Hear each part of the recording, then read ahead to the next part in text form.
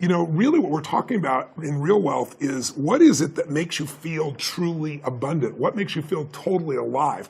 What's life on your terms look like? Because everyone's different. Some people's idea of wealth is a beautiful home with a white picket fence and 3 beautiful children. Some people's idea of extraordinary life is writing beautiful poetry or growing a garden or building a multi-billion-dollar business and employing people and producing resources.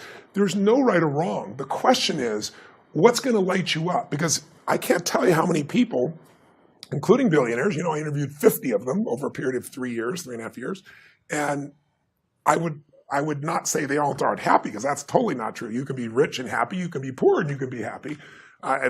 Problems are not, I always tell people, problems and happiness have no relationship. You can have tons of problems and be happy. You can be rich and unhappy. Exactly right. Well, that does happen. So really we're talking about true wealth is between your ears. It's your brain and your heart working together, and it's defining what does life on your terms look like, and then putting a plan in place that really makes that happen, and then making sure you're truly enjoying along the way. Because to me, there's nothing worse than an angry rich man or woman. You want to slap them. They got every resource on the planet. But the challenge is we all have a 2 billion-year-old brain. And it's basically not trained to make you happy. Your brain is trained to make you survive. Right. So survival means I got to look for what's wrong all the time, be prepared for it so I can fight it or flight from it.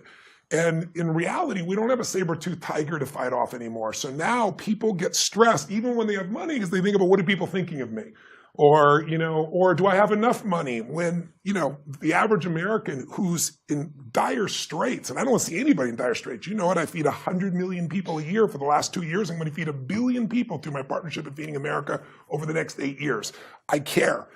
But I also know that if you're in poverty in this country, you're in the 1% of financial people. You're not the 99%, you're 1% of the world. Right. So the resources are available, but what we don't do is appreciate it enough. We let little stuff stress us out and big stuff stress us out. So in the book, the last chapter of the book is how do you organize your life so you don't just wait till someday when you have a certain amount of money and then you're happy, because a lot of people get that amount of money and then they go, is it still enough? Or what don't I have? Or what's happening with my family? They still find a way to be stressed. So money's not the solution, it's a vehicle.